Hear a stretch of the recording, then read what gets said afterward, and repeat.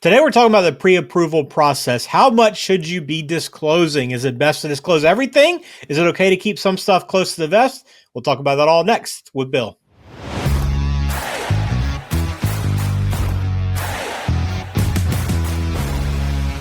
Welcome in. This is the Smart Mortgage Show. I'm Ben George with Bill Linton. He is regional president at Cross Country Mortgage, their office there in Chadds Ford, Pennsylvania. Bill, we talk I know a lot about the pre-approval process, but I have an interesting question to run by you today that I thought would make for a good discussion on the pre-approval process, how much you should disclose, how honest you should be.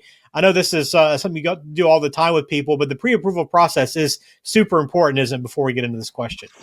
Yeah, it really is. The pre-approval process, not only is it going to provide you with a piece of paper, and if you've talked to a good lender, it's going to guarantee that you're going to have the financial requirements to be able to secure the loan and buy the house. So it's really important, and it's also if it's done correctly, not only are you going to know you can buy the house, but the terms that are outlined by the lender are going to be really accurate so that all the decisions you make, you're going to know the answers. When you write a contract to buy a house based on the purchase price, the rates that day, the loan product that you choose, the real estate taxes on that specific house factored into the payments, you're going to know the monthly payments, you're going to know the cash to close, which is really important for understanding your budget and your finances. All right, so here's the scenario. Again, as I go through this today, if you have questions, go to smartmortgageshow.com.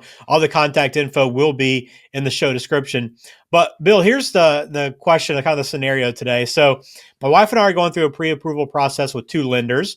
My wife plans on leaving her job to take care of the kids. Do I need to disclose this to my lenders, or can I keep it quiet? Well, it's a great question, right? And we've all been in that situation before where we're like, I don't want to say too much and shoot myself in the foot, right? But really, what we found is tell your lender everything, because the loan officer, the person that's pre-approving you, their job is to figure out how to make it work with the facts and the resources and the scenario that's available. So what would be really bad is if you didn't tell your lender and then we go to do a verification of employment a day before settlement and find out that that person who is going to be out of work soon no longer has an income, and now they don't contribute in a positive way to the loan. And the way the loan was structured, we needed that income. There might have been other options to get to the same place without that income. But because we didn't know, we hadn't planned for it, it puts you in a really bad spot. Yeah, and I want to kind of go further in this discussion because I think it's interesting and it brings up some other kind of areas of the pre-approval process. I think people might be curious to hide, like, buy a big purchase, a big expense. I know we talked about, like, that's something you don't want to do between getting pre-approval and closing, right? You don't want to spend a bunch of money or have these big lifestyle changes. So we usually say, don't go buy any new cars, boats, or RVs, right? and it's meant to be humorous, but it does get people's attention.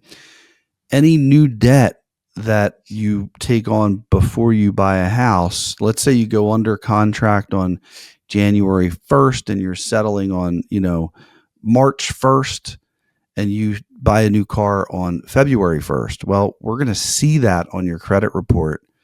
If it's not calculated into your debt ratio, it could cause a problem where maybe now you just don't qualify. Your debt ratio can't handle it. Even if it can handle it, it's going to cause a lot of extra paperwork that's needed. Now, here's the other scenario that we see a lot too, Ben, is like their lease is up on the car. They've got to buy a new car. Well, if the new lease payment's the same as the old lease payment, we can at least help them to understand it's going to be okay and plan for getting that documentation. Let them know up front, hey, we're going to need to document this. It's not a surprise. The other thing too is, or maybe, hey, we just had a car go down. We're not thinking about buying until May, but can we buy this new car? And the answer might be absolutely. I'm going to put, based on the kind of car you're buying, let us know. I'm going to put a $500 a month placeholder in your loan application. So that liability sits there, and then it's going to inform us of maybe we can't go to a certain level or purchase price or limit that we could before, or maybe it's all fine and everybody's got peace of mind, or maybe you're going to have to find another way. If you buy that car, it knocks you out of your price range and you will not be able to buy the same house.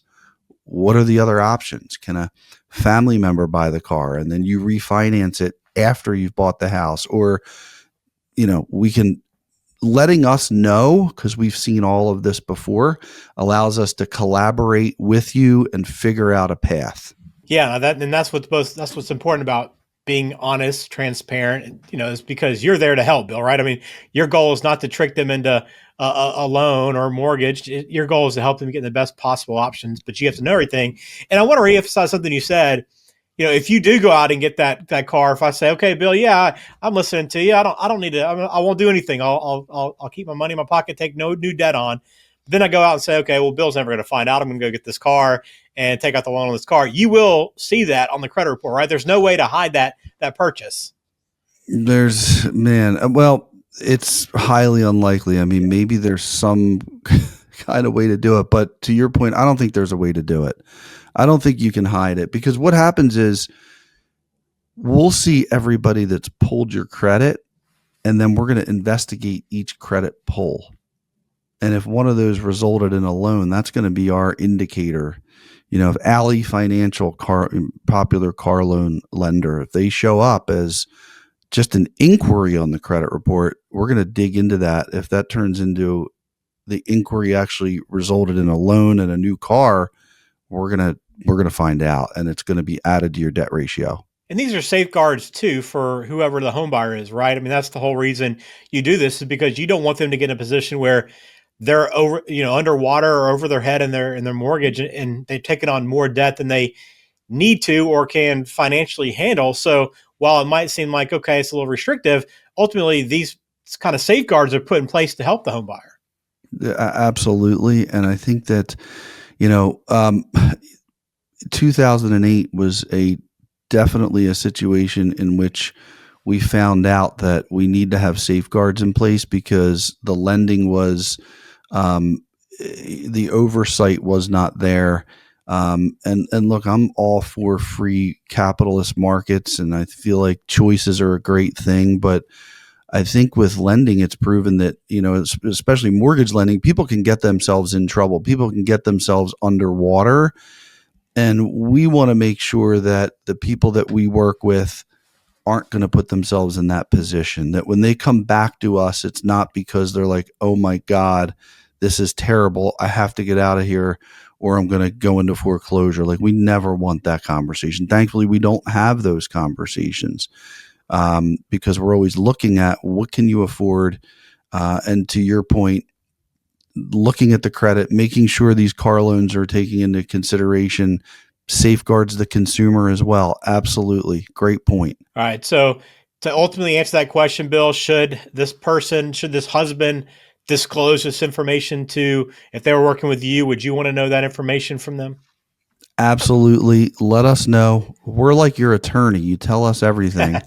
The underwriters, like the judge, the judge only hears what we want them to hear, right? But let us know everything. We have your best interest at heart. We're going to find out a way to help you achieve your goals. And the best way for us to do that is having all of the information.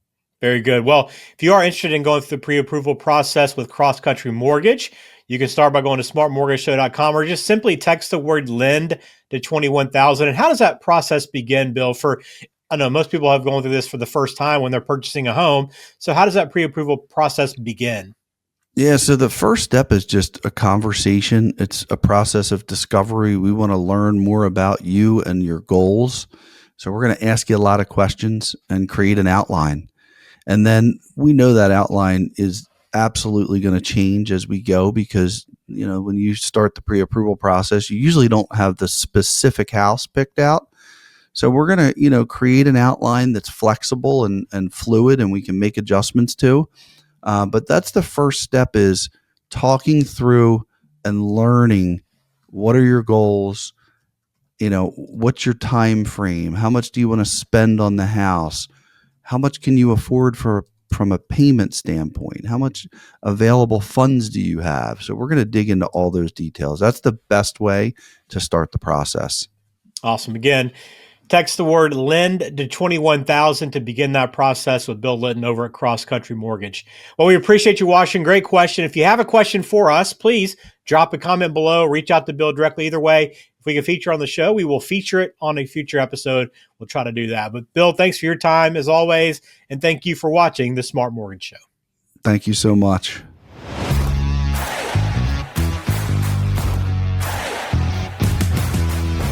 This program is for informational purposes only. Please consult a qualified professional before taking any action. Bill Linton is a loan advisor and regional president with Cross Country Mortgage, NMLS number 147060.